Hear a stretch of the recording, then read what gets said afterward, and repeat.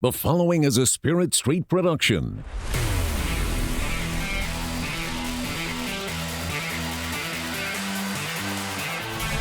You've discovered your link to the Powercat Podcast, presented by Fridge Wholesale Liquor.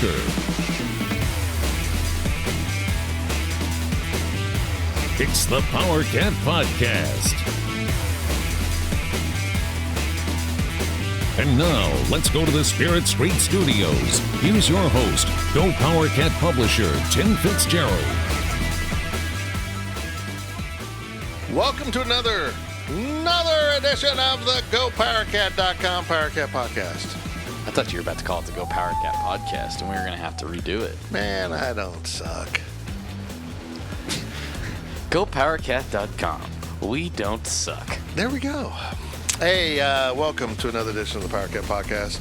I will not call myself the Wizard of Pod this week. Or did I just do that? Turn it off now. Tim Fitzgerald relegates Zach Carlson, who already wants this podcast shut down, probably wisely. And we are brought to you by Fridge Wholesale Liquor. Get into the fridge. Say hi to Kevin, the entire gang. Best deals on liquor you're going to find. Best deals on beer you're going to find. And the nicest people around. The Fridge Wholesale Liquor, right there at the corner of Westport and Claflin in beautiful MHK. That was almost like an adult read. Yeah, I was in there the other day. Well, what'd you get? I got some Fresca? Oh, well, it was Friday. And so on Fridays. Yeah, Fridays. That's different. Well, no, it was Friday. And so I don't like to go, out to Aggieville on Friday or anything like that. You don't? Well, not before a big game, especially Oh, an 11 a.m. yeah. game. I don't want to be hung over at work or anything. No, that's good. That's good. Responsible But I had to adult stuff. I had to stock up, so I got a bottle of Crown. Mm-hmm. And then I bought a little bit of beer. But then, so Fridays are my random beer Fridays, is what I call them. So, like, if I'm not going out, I just kind of like to hang out at home, either watch a movie, play PlayStation, whatever, hang out. Yeah, you're a wild one. You get I get a 6-pack of a beer I've never tried before. Oh yeah. So yeah. What'd you get? Bob's 47. Oh, it's good. That's good. Really good. That's good beer. Yeah, some people have Friday nights where they try randoms, but it's not beer. So maybe you want to try that sometime. All right. Well then. K-State UTSA on Saturday, 3 p.m. kick. Weird time, Zach. I'm not sure I like 3 p.m. It's just kind of weird. Why 3? It's like an NFL kick. I hate it. I hate it so much. Look, you can't do this to me. Kick at 11, 2:30, and 6. Do those 3 windows. That's all I'm giving you, man. You can't be switching stuff around on me like this. I agree. But when you guys go to West Virginia in a couple weeks, you will have a 2:30 kick, but you won't because it'll be 3:30 there. I don't like that. It's awful. I was hoping for an 11 a.m. kick, which means it's a noon kick. Yeah, that's really the best place to do it. Best place to do the noon kick. See, that's my philosophy. If the Big 12 ever becomes a Big 16, you got to add another team or two in the Eastern, and then a couple teams in the Mountain, or so like you can have 11 a.m. kicks that kick at noon, and then like 8 p.m. games that are actually kicking at 6. See what I'm doing here? So you cover all those time zones, and I think it really makes your TV contract awesome. I want Big 12 after dark.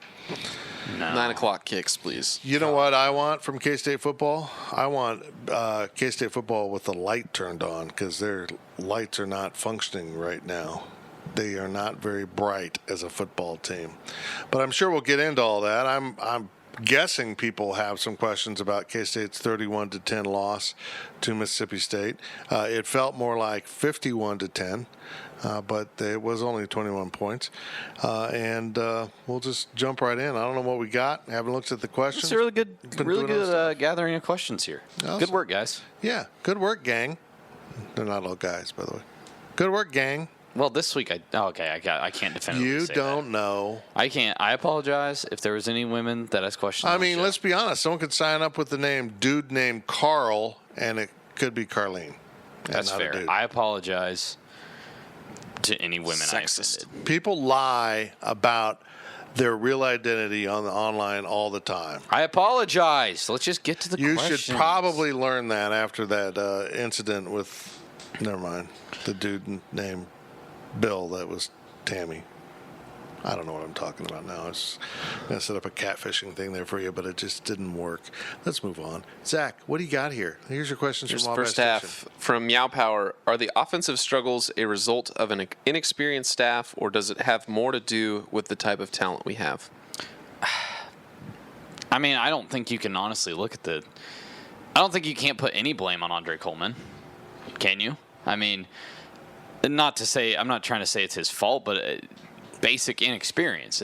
You've never done it before. Right. It's completely new. So I think some of that has to go to you. I mean, I think a lot of people assumed he was going to be some savant, like a math wizard, and you put up a problem on the board and he's going to solve it. He's going to learn. I think step number one he's learned it's not as easy as I thought it was going to be. The offense hasn't looked radically different. I think we got ripped off on these new rims. Wow. Yeah. Yeah, and in his defense, I think he had some stuff planned here for Nick Lenners at tight end that went away with his, season-ending injury, or what we assume is that. Well, we know it's that. And let's just go out. We know it's that. I'm not ready. But I've been disappointed. I don't see a level of creativity that I expected. I don't see a signature here. I don't see an identity, a definition of what they want to be offensively. They want to run the ball, but they're kind of been attempting to do it in a very simplistic way. I mentioned this in my post-game grades. Just go back and look at the Chiefs. And they're running jet sweeps. They're throwing to the fullback on a wheel route. I mean, that's not crazy play calling. That's just diverse play calling. And I just want a little more diversity, I think, in what they're doing.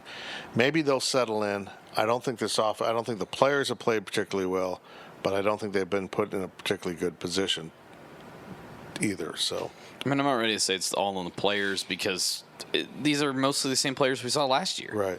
And it was a decently successful offense. I mean, we know that Skylar Thompson is a better quarterback than he's shown. We know Alex Barnes is a better runner, and we know this offensive line is better. So I don't necessarily want to put it there. I think it's just trying to figure this out. But all you need to know about the Big 12 and its pass-happy offense is this simple fact. Alex Barnes is currently the leading rusher in the conference, and I don't think he really? I don't think anyone would be sitting around thinking he's doing a great job, or the offense as a whole is doing a great job. That's crazy. I didn't know that. It's crazy. From I Like Pickles Cat, do you miss Dana Dimmel? Look, that's kind of a funny question, but also at the same time, I just kind of wanted to throw it in there because you people are now realizing that we're really against Dana Dimmel. I think you're realizing he wasn't really the reason that the K-State offense sputtered out. A lot of people villainized him. There were some things you could get upset with him, but in general, his play calling wasn't awful. And in general, he was just following what the head coach wants called. And we're still seeing that on the field, what the head coach wants run in terms of offensive style. They've gotten away from some foundation things, though, that I thought they would revisit with a new coordinator. Screen passes, not those throws out into the flat of the running back where he's trying to catch with his back to the field and it's just awkward. I just want a screen pass, man. Go set that up. And I mean that takes advantage of a team like Mississippi State that might be overplaying things and things they're dominating. Let's go get the quarterback, and then they realize, it's a screen pass. Just the option. If you're going to put Alex Delton in, we might have a question about this. I don't know. Can we stop the fallacy that these two quarterbacks are the same? They're not. They're not the same. Let's stop trying to pour them both into the same container and call plays based on their skill set. And if that means when you put Alex in, you're going to run some option, you're going to run a little more zone read, you're going to put him in better situations throwing the ball in which he's not having to read coverage as much. Let's stop with this and design things around the players, which I thought we were going to get, and we haven't. From Sgo Cats. Okay, can you spell that? All right, so SGO Cats. A lot of people say Sco Cats, SKO Cats, because when you're saying let's go real fast, it's Sco. But this is SGO Cats. A little harder to say. Sco. Anyway, he asks, Fitz and the gang, if you could have changed one decision that was made in this game for the offense, what would that change be? For instance, the decision to put Alex Delton in or punting from the 36 in the third quarter. Both of those examples, well, first off, putting Alex Delton in, I don't think really changed an outcome. Well, let's point out, and I don't think a lot of people caught this, because he did take another snap after it. Skyler got his bell rung a little bit on that possession. He ran up the middle and kind of got hit, and he was a little bit slow getting up. So I think that played into the decision to put Alex in at that time. So I don't think that's necessarily a game changer. And the punt that they had on the fourth down there, I did say at the time that I kind of wish they would have gone for it. But A, in hindsight, it doesn't matter. And B, even if they'd have gone for it there, I don't think it matters. Look, this game wasn't lost based on one or two decisions, one or two mistakes that were made, an interception here and there. This game was lost because K-State was not better than Mississippi State. They were Flat out. Close to better. Just flat out, they were not a better team. Mississippi State was far. I appreciate the players, the K-State players, having confidence in themselves and in their teammates. But to come in there and say that team was beatable, that team was on the same level as them, they just didn't execute, I'm sorry, that's inaccurate. It was a physical mismatch, but for the first time in a long time, you could really look at things and say it wasn't a coaching mismatch in K-State's favor. I think Mississippi State's got something cooking. I just have a feeling Moorhead coach is legitimate. I don't know. I think if he continues to get players like they've got, I think they're going to, they're just stuck in a division with Alabama. That's the thing. They're going to be third at best in the SEC West. I don't agree with your take on that because, honestly, though, I haven't watched enough Auburn and Louisiana State, but I've seen enough football to know that's a really good football team. But if you've got a really good defense that can take away the run game and force him to throw, that totally changes them. I know that all those teams in the SEC West have a good defense with the exception of Ole Miss and Arkansas. And I know that LSU and I think Auburn both have better quarterbacks throwing the ball. So that's for that opinion. All I know is that division is just... I'm ready to old takes exposed a couple of Mississippi State fans that were in my mentions when they finished third or fourth in the SEC West. I was not the Mississippi State fans were not a fan of me on Saturday. I'll put it that way. They didn't like that opinion. Yeah. From West Tejas Cat 50, where's the weak link in the offensive line in terms of run blocking? The guards. Probably Abdul Beecham, yeah. who keeps getting pulled. Yeah. Well, look, I didn't think that in the first game they played with very much energy and enthusiasm and focus. And this game, those were NFL dudes. They were better, man. So, yeah, maybe the guards, maybe we'll see some new players. We certainly saw Josh Rivas come in.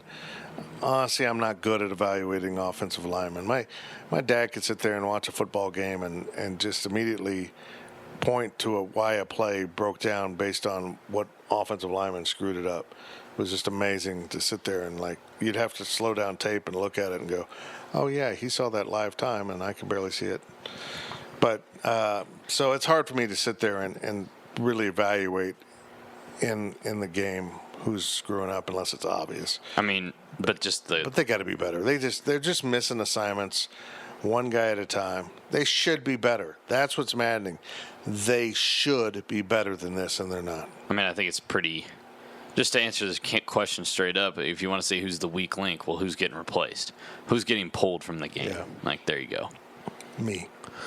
From Canelio, has Scott France regressed to any of you? Maybe I'm seeing something most are not. He's just had a few...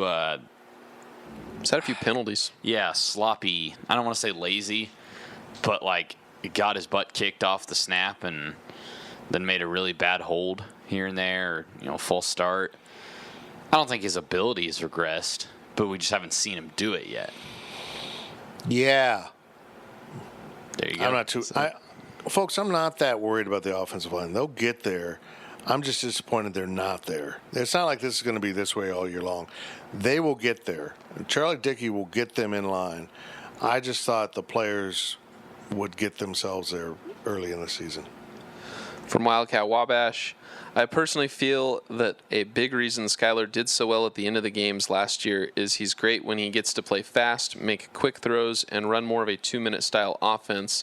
When they force him to play slow, he doesn't do as well. Are our coaches capable of tailoring the offense to start a game with more tempo? Kind of get to what I said. You should be tailoring around a quarterback. I don't disagree with you. I think you're a pretty good point. But this runs against how Bill Snyder wants to play. He wants to play methodical, slow teams down, not get in shootouts. But I think you're right. I think Skylar wants a little more click to the offense, a little more rhythm, and it's something they're going to have to really look at. That might be exactly why he's better in a late game situation where they have to be in a hurry up and push in the tempo and less time to think and less time for a defense to think. So I think that's a really, really good point. In fact, we're going to stop the podcast forever right now.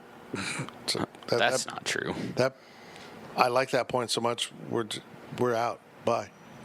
That's not true. Let's go ahead. Next one is also from Wildcat Wabash. Oh, well, that's bad because this question could be better, and I just try to cut him out. Go ahead. What is it? How long do we have to suffer through this 2-quarterback system? It seems like they want Delton because he runs the offense they're used to, but isn't an accurate enough thrower. I think they have honored them both for diligent work in the offseason. I do too. And I don't think that's the reason you put players on the field. I think you put players on the field because they give you the best chance to win.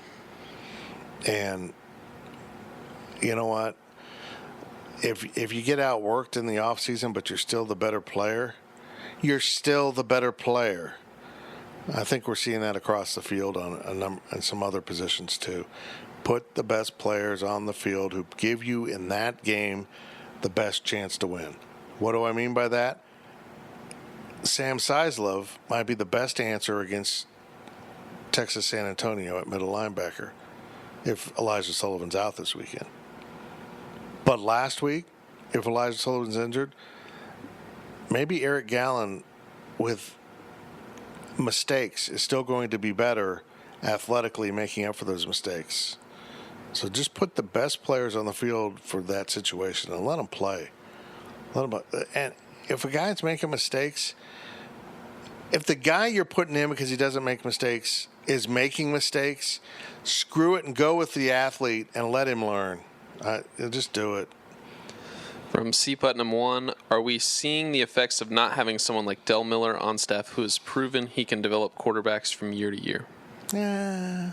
I see some validity to that. Maybe a little bit, but again, this is, a 2-game sample size, and we were all aboard the Skylar Thompson train last year after he won at Oklahoma State. We were all aboard the Alex Delton train after he won the Cactus Bowl. So I just think there's certain things you can get really upset about with K-State football right now, but I just think that putting a lot of this on the quarterbacks and saying they're underdeveloped is not necessarily accurate. Yeah, that's my second. Yeah. Last question of the first half. 2 1/2. You've already used up 2 of your 3. Gold ribbon for you. From Hoove for KSU, does K-State have any wideouts that can get separation? Well, yeah, Isaiah Harris can, but then will he catch the ball? I mean, Zuber can. Those dudes were good, man. One of the NFL scouts hinted that half that defense could be drafted. That's a different level of athlete than what K-State has or typically sees even in the Big 12. Get concerned, I guess, if they can't this weekend. If they can't against West Big Virginia, 12 teams. which typically has had trouble in the defensive backfield. So that's when I would start to I agree. Get a little bit concerned. Give it a little more time. I'm very concerned. You should be concerned. But it's not time to wet your pants. Well, if it is time to wet your pants, go to the bathroom. But don't get so panicked that you wet your pants. This metaphor has gone off the rails. We're going to take a break here. You know what? We didn't mention Tanner's. Holy golly jeepers. That's what you were waving to me about. Why didn't you do like the drinking a beer symbol? Why didn't you do the putting a Philly steak sandwich in your face symbol? That does not look like that at all. That looks obscene. I'm not going to do that. Hey, I went to Tanner's last night. Met a friend that was in town. Another friend came down. We did invite Marcus Watts, and he found us. Oh, that was drama. Oh, my God. That guy, he got left out of the party, and he wasn't happy. Anyhow, Tanner's was fantastic. Service was great. Bartenders were great. We had Monday Night Football and Royals baseball. It was fantastic. So you had 2 very mediocre sporting events. Got it. Royals rallied and won. Who cares? They're screwing themselves at this point. They're the battling embryos. They're little tiny young things out there winning ball games. I'm happy for the Royals, and I'm happy I was at Tanner's Bar and Grill in Aggieville to watch that game when I was paying attention. That's supposed to be a deeper conversation. Anyhow, Tanner's gets their alcohol from the Fridge Wholesale Liquor. Why don't you? We'll be back on the other side with a whole nother segment. It's called The Second Half, which is really weird because there's 3 segments. It's very complicated. The Powercat Podcast continues shortly.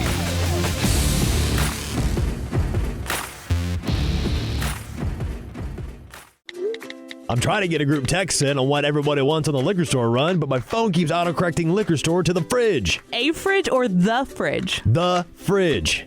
It just did it again. Well, the Fridge is more than just a liquor store. The Fridge has over 3,000 wines in stock, the area's largest selection of spirits and craft beers. Plus, they're back-to-back winners of Beverage Dynamics Retailer of the Year. Oh, I get it. Wow. Smartphone. Autocorrect your next liquor store visit to the Fridge Wholesale Liquor, 1150 Westport in Manhattan. Online at fridgeliquor.com. For more than 20 years, there's only been one reliable source for exclusive and unmatched premium K-State sports news content. It's GoPowercat.com.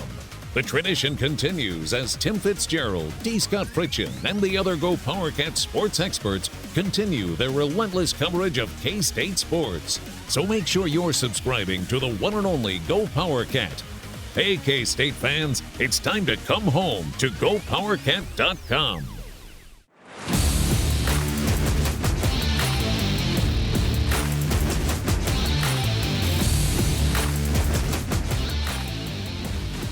We now return to the Powercat Podcast.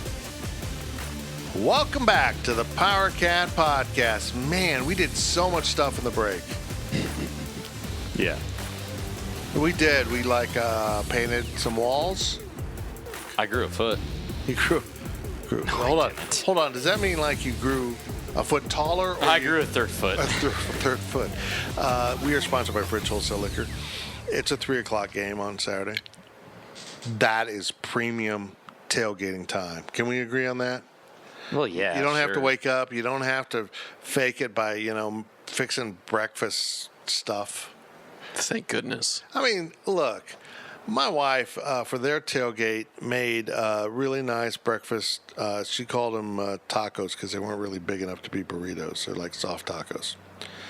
They were good. I had some leftovers. It was fine. But that's not tailgating food. Tailgating food, it's stuff on the grill or fried chicken. You can literally do whatever you want at a tailgate just because it's early. You don't have to make breakfast food. You have to make some crappy breakfast casserole. No, that's not how it works at all. There's rules. I disagree with you. Rules. It's on the back of your ticket. Eggs and cheese. Just eggs and cheese? Together. So, 3:00 kick. Premium tailgate time. Get to Manhattan early. It's supposed to be a little warm on Saturday. So Lovely. You need refreshments. You can go to the fridge and get everything you need. Ice and alcohol and pop and Red Bull. Solo cups. Whatever color. I don't know. They might have purple. Just go to the fridge. Just don't worry about that at home. Your local liquor store might be fine, but why carry all of that weight of alcohol to Manhattan and cost yourself literally hundreds of dollars in gas? But That's how much alcohol I would carry. Maybe you would be a smaller sampling of alcohol, but come to Manhattan, go to the Fridge, stop in. It's right there by the stadium, for God's sakes. Well, I mean, I wouldn't walk it, but it's close. You can drive, park, and go to the stadium. I've seen people walking farther. Damn lazy. I'm just saying. The Fridge Wholesale I don't Liquor. advise it. I just Right across from the place that Bill Snyder eats at all the time. And this segment is brought to you by... The bank? Is that what you meant? The bank? Is he at the bank? That's weird. Why would he eat at a bank? Oh, I was confused. I'm sorry. You should be confused. I don't want to go on a tangent here, but I had Bill Snyder was in my dream the other night. Oh, hold on. All right, now we're going on a tangent. Hey, Wahoo Fire and Ice Grill, we'll be right back. We got to hear from Zach Carlson. Go ahead. And he was in my dream, and I was on the sideline. He asked me to go get Taco Bell on the sideline during the middle of the game. You really had this dream? I really had this dream. Did you go? Did the dream continue where you were at Taco Bell? I started walking up the south stairs, up whatever those sections are, and then I woke up. But that happened. Now that you mentioned that, I forgot. I had a dream that once I went to Taco Bell and was in line for 15 minutes. Oh, that wasn't a dream. That actually happened. Just not. Come on, man. You're making tacos. You've got like 4 things in your kitchen from which you make 50 menu items. It's not that hard. I wish I still added sound to the pod. We still added sound to the podcast. I'd put something really weird in there where he said, "I had a dream with Bill Snyder in it." Hey, speaking of dreams come true, Wahoo Fire and Ice Grill. They have really good tacos, actually. I'm a shrimp taco guy, and they have very, very nice shrimp tacos. You can get in there, and shrimp are small. That's why they're called shrimp. And they fit nicely in a taco, which then fits nicely into your mouth. Gullet. And, eat them. They have rice and beans with them. Oh, it's so good. Get into Wahoo Fire and Ice Grill. It's my favorite restaurant in MHK, and there are some exceptional restaurants in this town. But I like Wahoo not only for the food, but for the service, the atmosphere, and the hugs. From Mark? Mark gives us hugs? Mark hugged me last time. All right, Mark. What the heck, man? He's got a scruffy beard.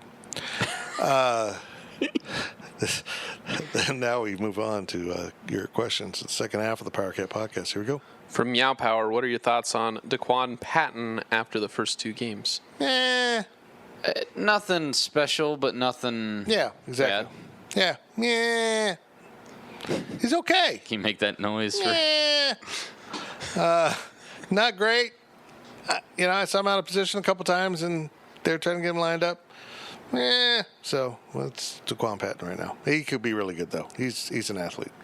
From GT Cat, after 2 games, in what order do you rank these 3 cornerbacks? Duke Shelley, Walter Neal Jr., or A.J. Parker?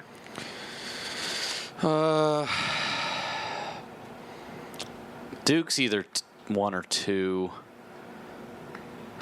Duke played well. Duke played well this game, well. but he played awful in the first game. Yeah, Duke really. I think they got in Duke's ear and said, "Look, man, you're not going to be on the field if you keep playing that way."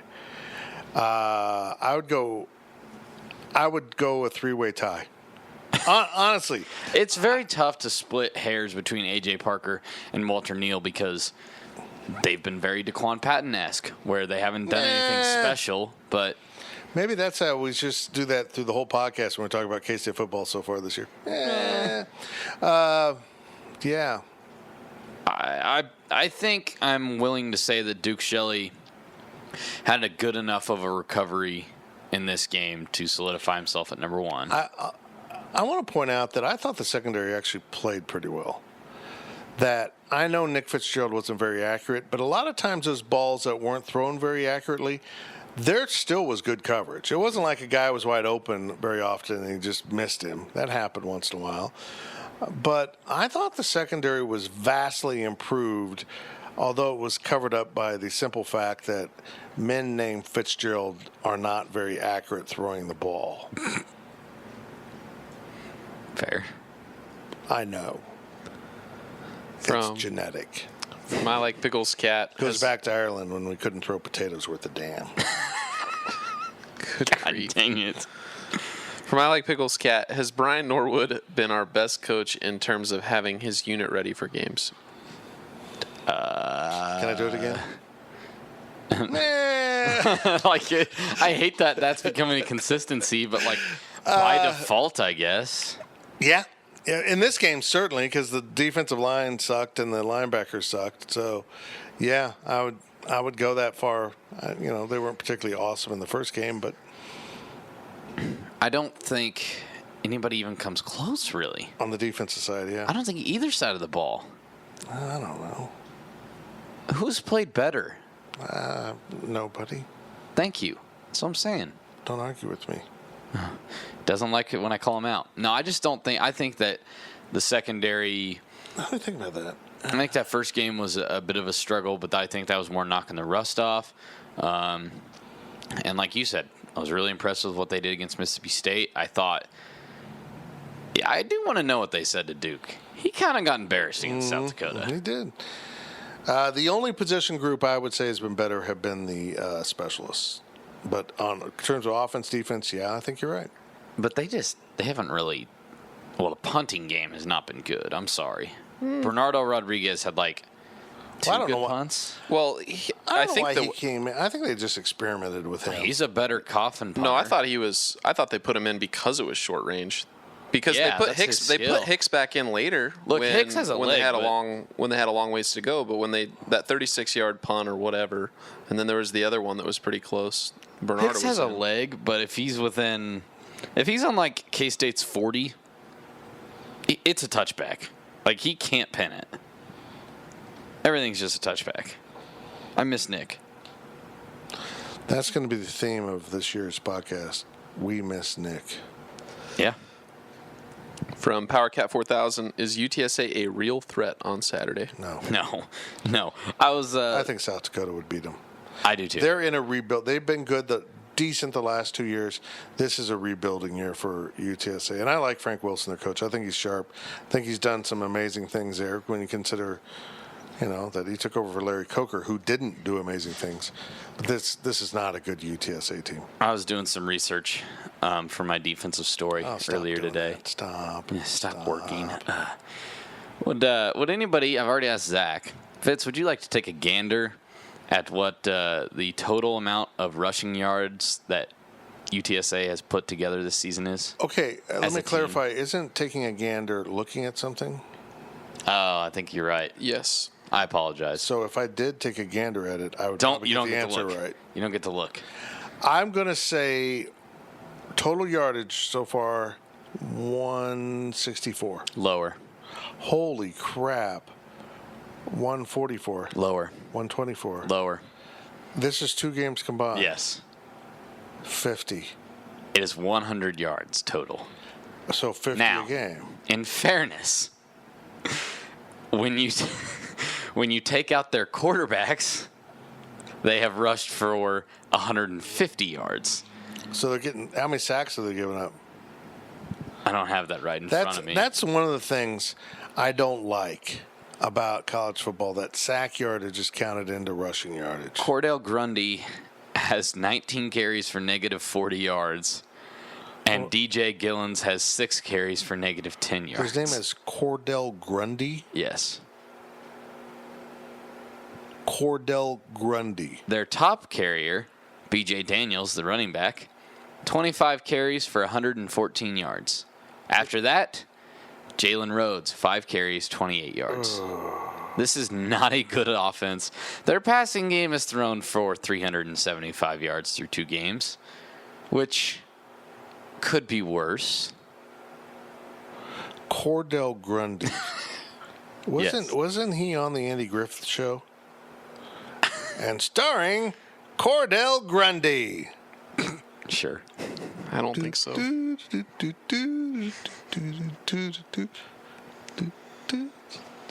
Anyways. From the Ginth, I'm hearing grumblings and rumblings between coaches and Sean/Bill. Supposedly Dimmel was the problem last year, but maybe wasn't the case.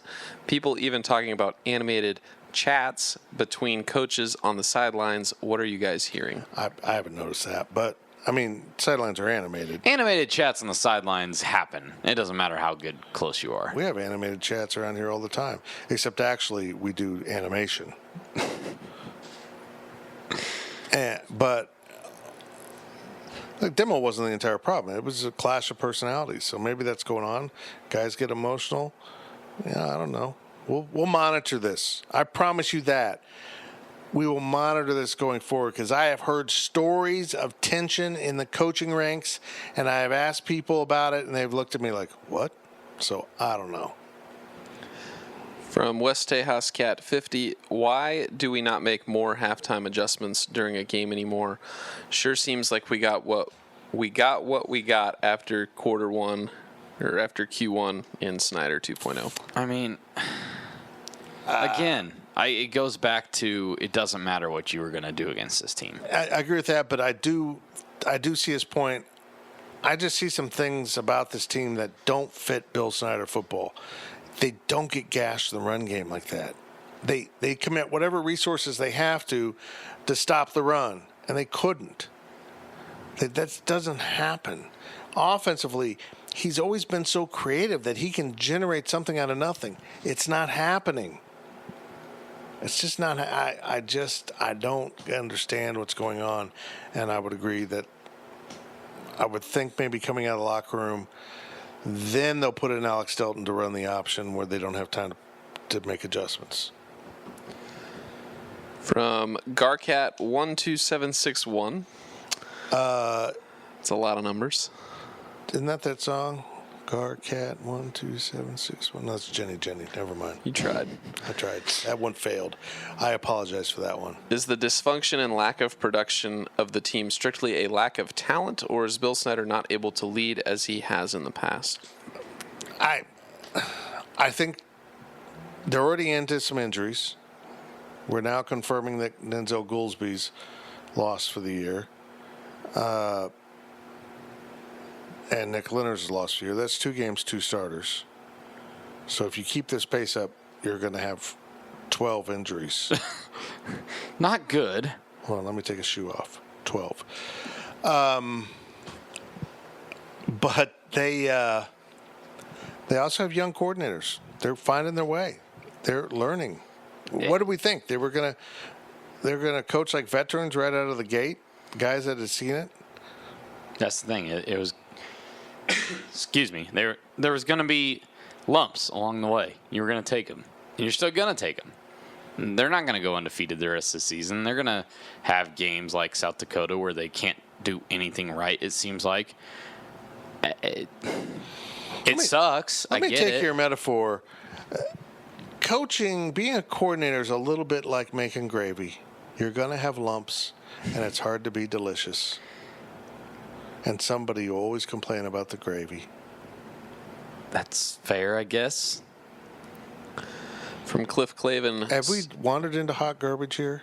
Me in particular? Yeah. Okay. You've been pretty bad. Okay, thank you. From Cliff Clavin, 754. True or false, K-State makes a bowl game this season? True. True. What? I don't know. In the world was that? I've almost said false. I think this team's got some issues, but I'm trying not to overreact. We do this crap every year. Look, this happens all the time. They have a mediocre non-con because they might lose a game, or maybe they go 3-0, whatever. They play like crap. They go to double overtime with Louisiana Tech. Okay, they play bad in the non-con. Everybody freaks out. Man, we're a 3-win team at best. And then they go through the season. They get their butts kicked by some good Big 12 team in the start of the conference slate. This year, that's going to be West Virginia. And everybody's going to panic. And then suddenly they're going to string together 3 to 4 straight wins, win 5 of their last 6, and go to a mediocre bowl game. I'll say this. They better win the rest of their home games. Yeah, I'll give you that. And they can. Texas. It's very doable. Kansas, Tech, Oklahoma State, all winnable games. Baylor, I don't know about Baylor right now. Oh, come on. It's early. Oh, goodness. It's down there. Duke's going to beat Baylor this weekend, and everybody's going to realize that Baylor's not. Duke Shelley by himself? Iowa State looked like hot garbage. Well, they'll get Kyle Iowa. Kempt. They didn't have Kyle Kempt. Well, last year they didn't have their quarterback, and they ended up with Kyle Kempt, and they were okay. Their quarterback played linebacker. Yeah. But they didn't look good with him. I mean, they scored, 3 points the entire game? I don't know. Iowa State's going to be fine. Now you're Matt Campbell's fan. I've always been a Matt Campbell fan. Seems to me you weren't buying into them last year. Yeah, and I got burned on that big time. So now you've always been a fan. I just hope it's not the Cheez-It Bowl. What's the Cheez-It Bowl? No, the Cactus Bowl. Is it the Cheez-It Bowl now? Cheez-It Bowl. Did we not talk about this on a previous podcast? Dude, I don't listen to the crap you guys say. Hey, yeah, I don't ever want to go back to that bowl game. Zach doesn't either. No. I don't. I'm just tired of going to Phoenix, especially when that's how you have to cover a lower bowl and then they act like you're covering the damn Super Bowl. But I just want the Vegas Bowl to be added to the Big 12. That's all They're going to a bowl game this year. freaking want, man. This Armed isn't a Forces bad Bowl. team. This isn't a bad team. Actually, no, they're probably going to go like the Russell Athletic Bowls just to screw our budget. But They got to win 9 or 10 games. Yeah, to go to the Russell Athletic Bowl? that's the third bowl. Oh, wow. Okay, never mind. What was no? I mean, we're looking Liberty or Armed Forces. This is probably our best that's a draft. choices. Okay, onward. From Solly43, this is the last question of the second half. Solly. During the off-season, coaches were asked to make comments anonymously, I can't say anonymously, about Phenomena. opposing teams. Phenomena. Go on. One of the comments in regards to K-State was, you've had vanilla-flavored ice cream for so long, eventually you're going to start craving strawberry. This comment was in regards to keeping Snyder around. During the game, that quote kept coming to mind. Do you think that the fan base is starting to crave strawberry?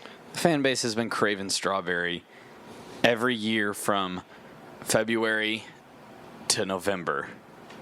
And then December rolls around and K-State wins a bowl game.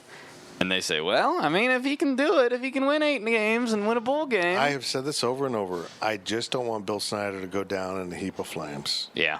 I just don't. I want him to go out on a good note. And, I mean, I don't think this is going to be a heap of flames this year, but I think there's a real ceiling right now to this program. And it's not as high as what people would like. It's 8-9 wins, which is good and notable. Most programs would take it. But the floor seems to be dropping too. So maybe the ceiling's coming down. We just don't know it yet. Maybe it's 7-8 and we don't know it yet. And that's what it is. But the floor is going to be 5, 4. You get into 4 and man, you go into that last game of the season, you're not playing for a bowl spot. That's hard. That's going to be really hard for fans to handle. I don't want to see it drop out on Bill. I don't want to see him go out on a bad note. I want him to go out with, he's not going to go out after a Big 12 championship, but, a decent season, just walk away. But I think he's going to keep going, and I'm going to be really honest right now. I think the biggest problem here isn't that the quality of coaching or players are eroding. I think it's the head coach now has changed from setting his goal. His top goal is 11 wins and a Big 12 championship and a run to the national title. That would be great, but his goal is about forming young men into better citizens. That used to be something that went along with winning a lot of games, and now it seems like it's flipped the importance. And it's important, and it's nice to have good people representing your institution. It's nice to go into a press conference to talk to players, and they're very well spoken, even though they're canned responses. But you're also the college football program, and they used to kind of find a balance between that and win 11 games. Times have changed. I think his priorities have changed. How's that for honesty? It's a good way to end it. And honestly, the priorities have never changed at Fridge Wholesale Liquor. Poor Oahu. They're about good stuff. Speaking of good stuff, the overtime is next on the Powercat Podcast. The gang will return with more of the Powercat Podcast.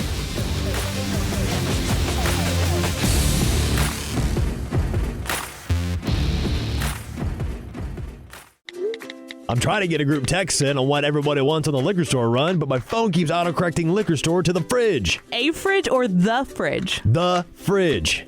It just did it again. Well, the fridge is more than just a liquor store. The fridge has over 3,000 wines in stock, the area's largest selection of spirits and craft beers. Plus, they're back-to-back winners of Beverage Dynamics Retailer of the Year. Oh, I get it. Wow. Smartphone. Autocorrect your next liquor store visit to the Fridge Wholesale Liquor, 1150 Westport in Manhattan. Online at fridgeliquor.com. For more than 20 years, there's only been one reliable source for exclusive and unmatched premium K-State sports news content. It's GoPowercat.com. The tradition continues as Tim Fitzgerald, D. Scott Fritchen, and the other Go PowerCat sports experts continue their relentless coverage of K-State sports. So make sure you're subscribing to the one and only Go PowerCat. Hey, K-State fans, it's time to come home to GoPowerCat.com.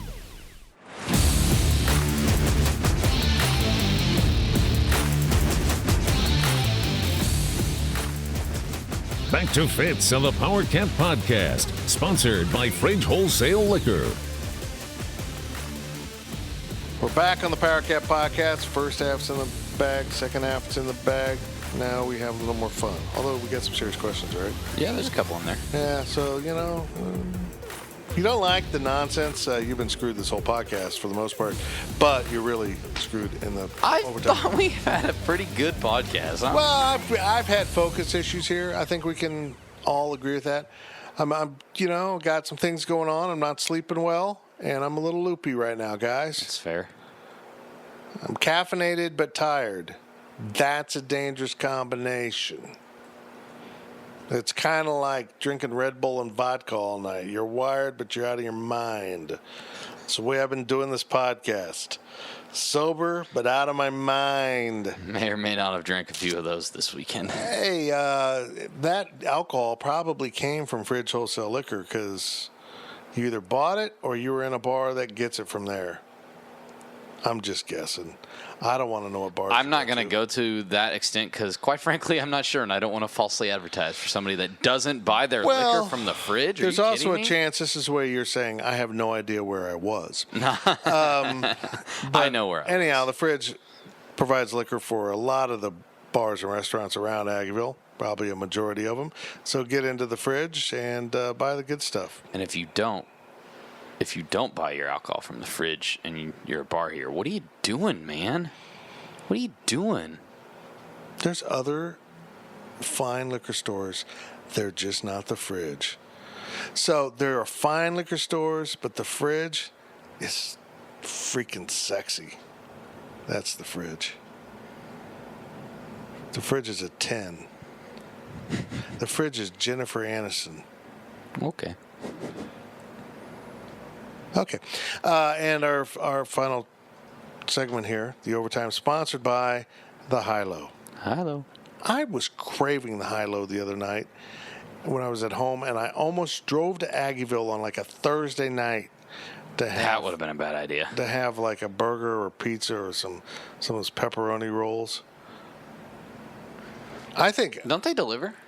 Do they deliver? Oh, do they do Wildcat to go? I think they do Wildcat to go. But still, get into the High-Low because it's a great place to be and play a little Milwaukee roulette. It's been a while since I've done that. I'm going to need to do that. Available for only 21-year-olds and above. I've never won Milwaukee roulette. Or maybe I've won every time, depending on what your goals are. Define win. So when you play Milwaukee roulette, what do you get, hams? Yep. I have gotten a hams before.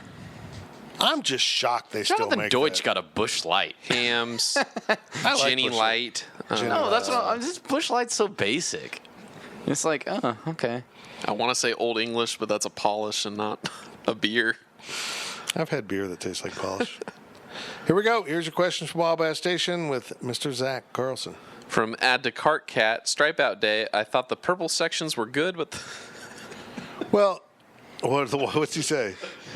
but the white sections. Sorry. What is happening here? They sucked? They were what? What do you say? You can say it, Zach. Come on. Okay, we're going to start talking, and you can throw that word in whenever you get yourself controlled. Dude, they do not do it right at Kansas Well, State. look, I know. The white sections had too much purple mixed in. That's all he's left. Sounds so racist. Okay. Oh, yeah. Very disappointed in Kansas State. Hey, look, I know you want to provide the T-shirts, but I mean, you're talking about $250,000 to provide 50,000 T-shirts. Then don't expect people to wear what you want them to wear. Like, Here I was just the think that's problem, ridiculous. as defined to me by my 82-year-old mother, who's very wise. It was just cool enough on Saturday where you had to wear a coat some of the game. And who has a white coat? Well, I can think of a group of people that do. So there was a lot of people out there wearing like even a windbreaker or something, but they were purple or gray. Or I agree. Let's stop with the stripe outs of a football stadium. And also, I don't mean to talk bad about whoever made the shirt. I'm sorry, this year's stripe out shirt looked like children made it with a bunch of stickers, and they threw a bunch of stickers on a shirt. Oh, I thought it was cool. I did not. It's What did it look like? I didn't even see It had it. just random things on there, like footballs and grills. a 2018 style design. That's kind of it's an in thing. I thought it looked fine. I did not care for it. I think they should do like a purple out every game. Don't forget your power towel. I Bring think it to if every your game. person sitting next to you is not wearing purple, you take them to midfield and slaughter them. And Okay, that'll next teach question. that'll teach the rest of the fans that you wear your purple Next. as you hold their head high.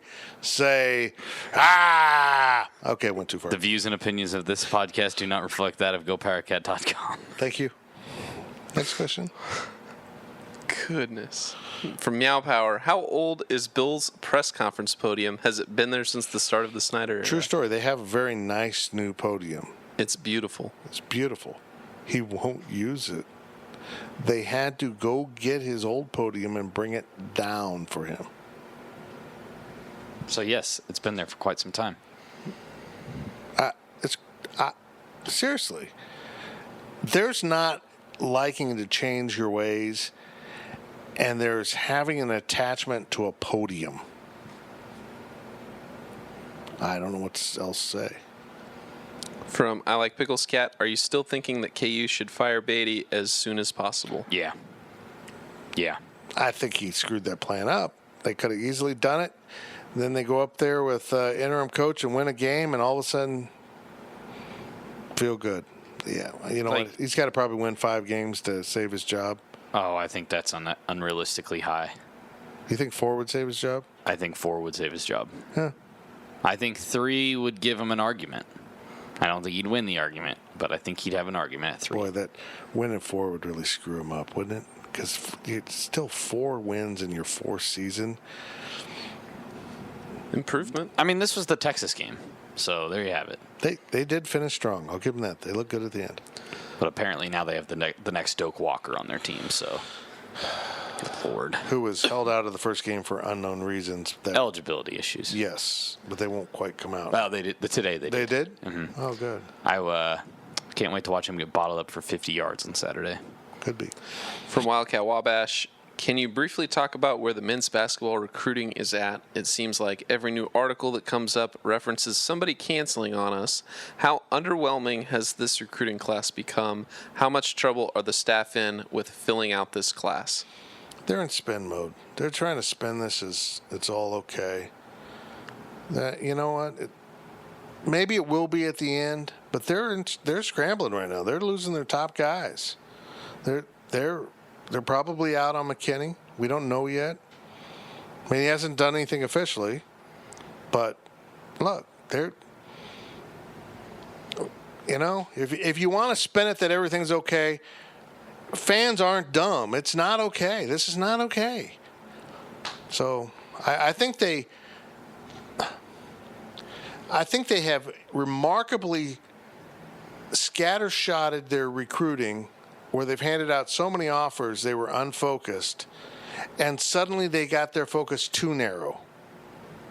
You know what I mean? All of a sudden all they had were this group of guys, and all of a sudden every guy that they lose they didn't want anyhow. It's craziness. It's craziness. We don't talk too much recruiting on the podcast, so I won't get into too much specifics. But look, are there guys out there that they actually did back off of? Yeah. Well, when you offer 7,000 kids, I hope so. Realistically, you will not land all of them. Breaking news. But are there guys out there that they definitely did not back off of, that they definitely had interest in, and either they decided to go a different way or the recruit decided to go a different way? Yes. So I don't understand why that can't just be a thing. I don't understand why we have to paint it all as if everything's okay and they still have their top targets on the board. Just own it, man. But look, I don't understand. Why are you backing off guys at the same time you're losing guys? Yes. I know you still got guys you're interested in, but I refuse to believe that I knew more about the recruitment of Mario McKinney than the Kansas State basketball staff did. There's no way I did. But I knew he was always going to Missouri. So why did you not have a better backup option in place? I agree. That's all I'm saying. We'll continue to cover recruiting rooted in reality, and you can trust that we are doing our best to get the actual information and not hand you talking points. That's not our job. Our job isn't. We are disassociated from the recruiting process. That is not just the honorable way to do things. That's the NCAA rules to do things. So we are not part of the recruiting process and will not be part of the recruiting process. We will tell you the truth on what's going on in recruiting. From Catkish, what are your thoughts on the facilities master plan? What do you see in store for Hearn? I'm excited by the plan, especially upgrading Bramlage, but it understandably lacks detail. Also, looks like parking will get worse over time at the sports complex. Stop with the parking, people. You are so spoiled with the parking. You have more parking at K-State than any other Big 12 institution. You have more parking adjacent to the stadium than almost any college stadium in the country. Most college stadiums are on campus. You're off to the edge. You know what? I've got a really sweet-ass parking spot this year. And I'm a member of the media, which doesn't pay for parking. What's that tell you? That some donor who had a pretty good parking spot is no longer parking there. There's parking spaces out there. I can tell you there's probably about 100 media parking spots that if things are tight, we will get moved to the rec complex and shuttled over. Something like that will happen. 100% guaranteed. So that's okay. The people that are going to, quote, get screwed out of parking are the grass lot people, the lot right to the east of the stadium. The students? The students. You mean that grass lot or the one across the street? No, the one right there next to the east lot. Gate 9. That will get paved over. I can almost guarantee you that.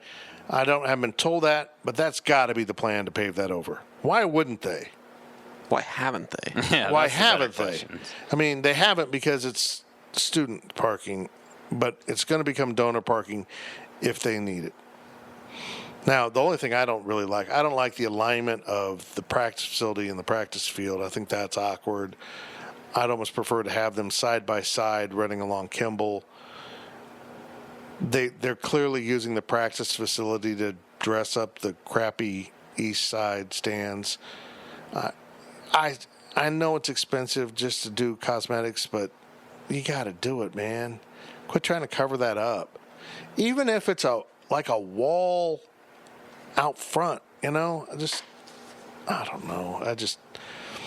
I like everything else about it except the positioning of those two things. I think it's awkward how they don't line up. They're jogged. I just think the whole thing is kind of weird. I don't like the $85 million at Bramlage. I think that's ridiculous. See what that does. I love it. I love it because they're essentially. You could build a new arena with that money. Not really, but some of that is. Yeah, you can. Some of that ties Bramlage into this football stadium.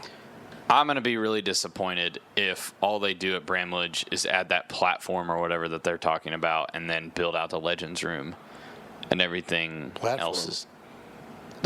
What mid-level concourse? Well, yeah, I think they're going to gut the thing. Yeah, they're going to go through the side of the bowl and put a concourse in. They're going to carve that all out. My gut just tells me whatever $85 million they spend at Bramlage is not going to be all that noticeable. Well, but here's the problem, and this kind of gets back to what you're saying, is they are going to crack the walls of Bramlage. That means ADA has to come up to code. So at this point, they probably will connect the basketball practice facility to Bramlage because that was the problem. Once you cracked the wall, you had to change all the handicap accessibility issues that you're falling behind on. If they can really dress it up and make it look better and make more usable space and more, the bowl sucks for older people. Getting up and down those stairs is really difficult, and your donors want seats down low, and your donors tend to skew older. It's kind of a bad situation. It's a poorly designed facility they're going to fix. But I'm kind of with you. If $85 million can build you a new arena, build a new field house in the east parking lot straight out from your practice arena. But I mean, you can make the same arguments about the football stadium too. You got 44 rows that you got to go down to get to row 1, and there's no inner concourses. It's not and you spent, nearly as steep. But you spent $125 million building a new press box and a new football facility. Baylor's stadium was built for like $250 million, something like that. You just got to raise half that much more, and you get a new football stadium out of it. Baylor Stadium has got some real deficiencies to it. They dressed up concrete walls with. They fixed that. Yeah, because they got exposed. Yeah, they fixed it. They fixed it. But brick doesn't cost $250 million to put it in. Yeah, I would have preferred to see Bramlage become the volleyball facility and not build a volleyball facility. It's not big enough, or it's not small enough for volleyball. Well, you have to change it. I mean, you probably take out a side or something and put it in your practice facility. But, yeah, I don't know. They're trying to do things without going over the top in expenses, keeping everything compacted to the area. I really like using Cat Town for the volleyball arena. And people are like, oh, you need a volleyball arena. It's the next thing. I mean, you don't need Cat Town. Yeah, nobody's using Cat Town. So the Olympic training facility is important. I'm told those might be the top things on the list because they are urgently wanting to get out of Ahern because the facilities. It's really dated. It's coming apart. It's not a usable facility anymore, and I don't know what the university's going to do with it. I'm told it's a protected historical building they can't do anything with, which I didn't know. I mean, I don't know what you do with it at that point. I love it too. People are like, you can't take it down. Look, I don't want just a big empty barn on campus. I mean, I don't know. Maybe you put a shrine to me in there.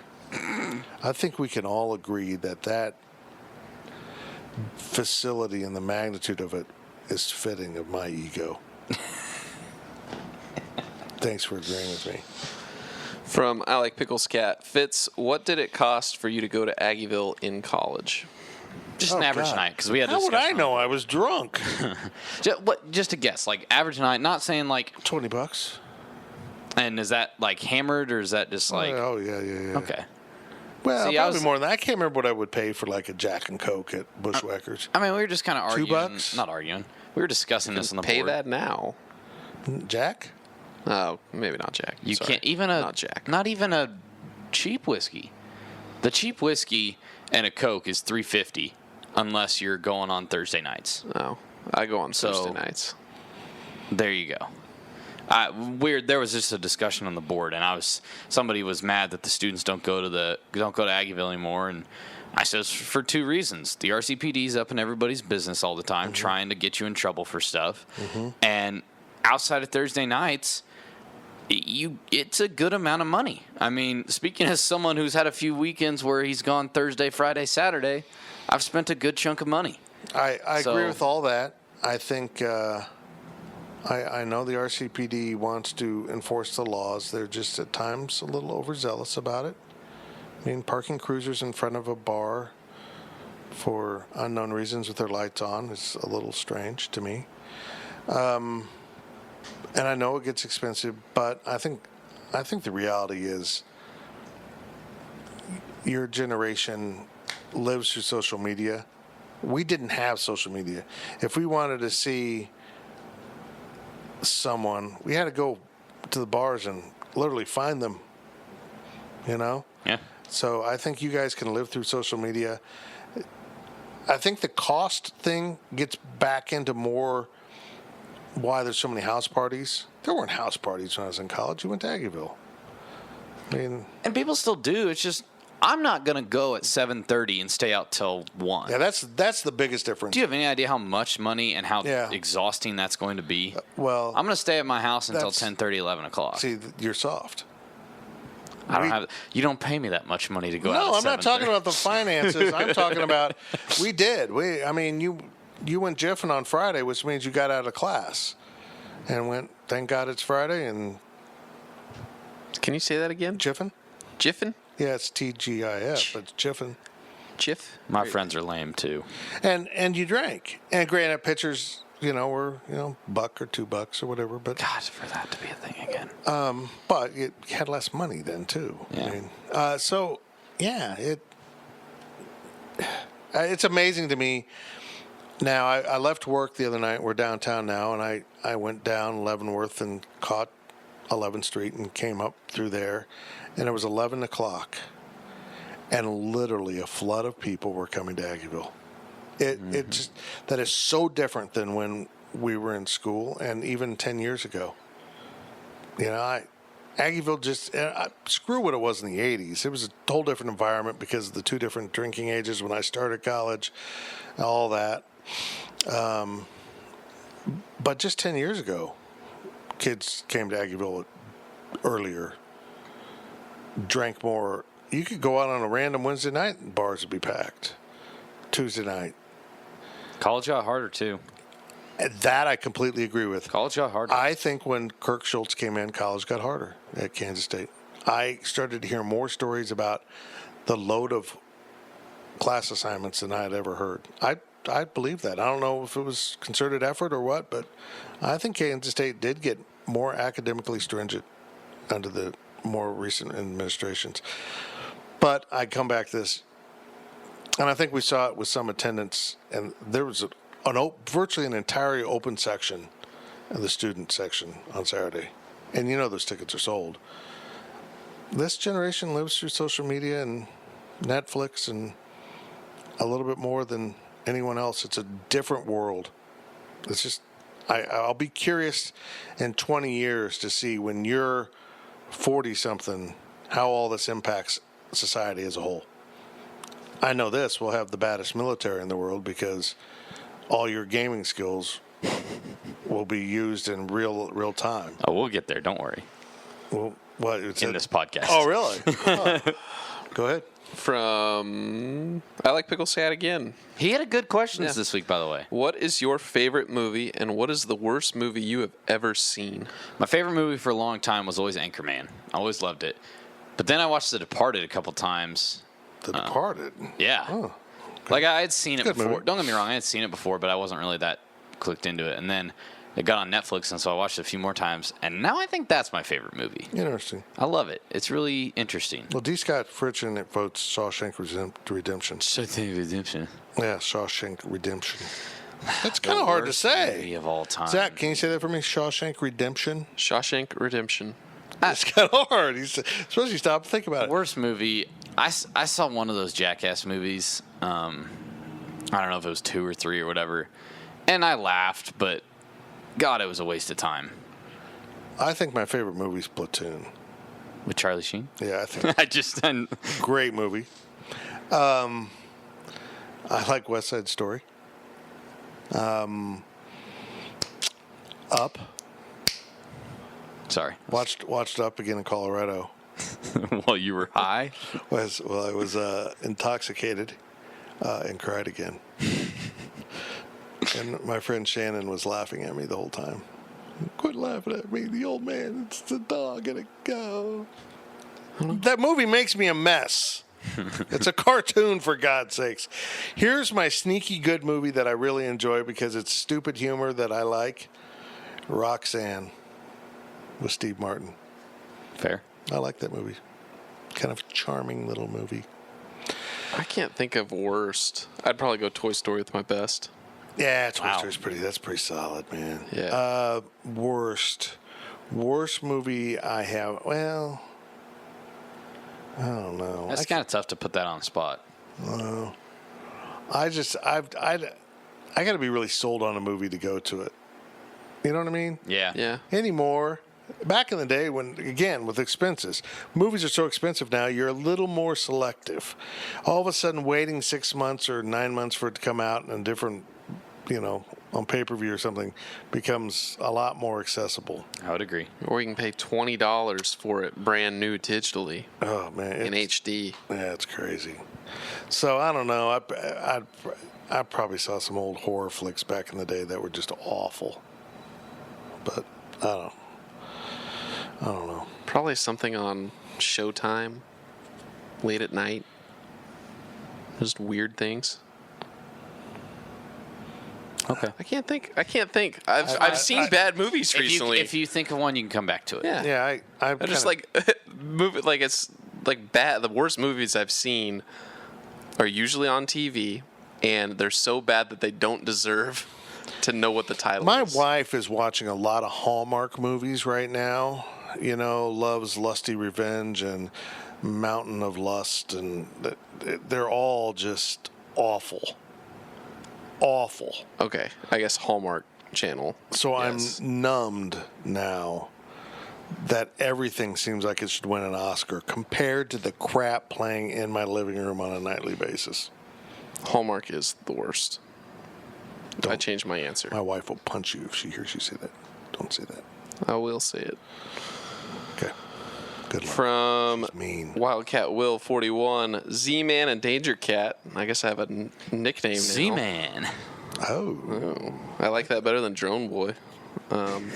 Yes, what are your thoughts on the new Call of Duty Battle Royale? Have either of you played it? No, I haven't. I haven't played it either. I've watched some gameplay on YouTube. YouTube. I think it looks cool. It looks like PUBG. I kind of have some expenses coming through right now. Plus, I have 2K sitting at GameStop waiting for me to go pick up. So, between 2K, Madden, Fortnite, I don't know if I'm going to be buying that Call of Duty. We'll see. I might buy it. I might ask What's the Nestor. theme of this Call of Duty? I missed It's it. Black Ops 4. Oh, I think it's modern-ish now. Okay. So, but yeah, he's asking about the Battle Royale, just like Fortnite. But everybody has to. right now. Oh, they ripped off Fortnite with that? Yeah. I wouldn't say they ripped off Fortnite because They ripped Fortnite it wasn't off. first, but it was popular. Sorry, don't have Okay. much to say. Yeah, I don't know. Yeah. Parker asked another question, but it was so bad. It's such it's a so bad bad question. that it doesn't deserve the time of day. I just wanted to call him out on the podcast. Hold on, your for it. brother? Yeah. Yeah. Okay, here we He go. keeps getting on Dad's account and asking Oh, questions. for God's sake. So we're moving on. Cheap bastard. Last question of overtime from Cornelio. Oh, we skipped Parker? Yeah. His question did not deserve to be asked. Doesn't deserve to be asked on the podcast. I want to answer it. No. I want to answer it. Fine. The thing is, so bad. before, all right, we'll read it to Fitz because he just wants to hear it. But the thing is, you got to preface it with this. He always texts me and tells me like, "Oh, hey, pick my question. It's real good. Like, I have a good question." Okay, so I get on the thread today and I look. It's a crappy question. It was like, don't build it up. Don't build it up if this is all you're going to give me. Yeah, don't. Based on that, never let him set you up on a blind date. Wow. I must state that this is against my will, but I will read you this question. Okay. If McDonald's sold hot dogs, what would they name it, and what would be on it? Like, that's such a crap question. Why? Don't build that up. Why do we care? Well, I think it clearly would be the McWiener. They'd call it a McWiener, and you could put whatever you wanted on it. Boom, there you go. Next question. But they'd put like onions. They put those chopped onions that they put on like quarter pounder. That's just really, they're overwhelming. And I'd put ketchup on it. I think we got to move on now. Okay. I'm offended. Canelio asks, last question of overtime. This team, this program, this fan base, it's in a total funk. Think I need to take one for the team. Give me a crazy drink I should consume at my UTSA game tailgate. I don't care if it sucks. It has to be done. Give it to me. I gotcha. And it's not even a drink. Just go to the fridge, buy a bottle of Dr. McGillicuddy's, and just drink it. What flavor? The peppermint one. It tastes like you're drinking mouthwash. Oh, no. Dude. Last year on the Texas weekend, I went to Hayes because I didn't go to the Texas game, obviously. So I'm in Hayes visiting my friends. So they go off to the tailgate because Hayes was playing Pitt that day. So they go tailgate. I stay at home. Well, not my home, but at my friend's home to watch the game and do my story from the TV. And then once I finish the work, once I send it off to you, I don't want anybody to get confused that I was drinking on the job. We opened up a bottle of that. K-State played like crap against Texas. I can't remember if Hayes won and they were celebrating or if Hayes lost and they were drinking it away. I don't know. We finished that bottle off so fast, we went and bought a second one. And it was fun. So just go get a bottle of that at the fridge and just drink that. I'm going to give you an answer because it is the drink of the month at Tanner's. Go to the fridge and buy a bottle of Jim Beam Vanilla. And you mix it with orange drink. It's called the Creamsicle. Is it good? I'm told it's okay, but exceedingly sweet. So it's kind of like me. That's how we're gonna end this. That's it. Do you have a suggestion? That's it. No. Water. Water. Drink water. Hydrate. You'll feel better about yourself and about Kansas State football. But only if that water is actually vodka. Powercat Podcast. All rights reserved. GoPowercat.com and Spirit Street Publishing.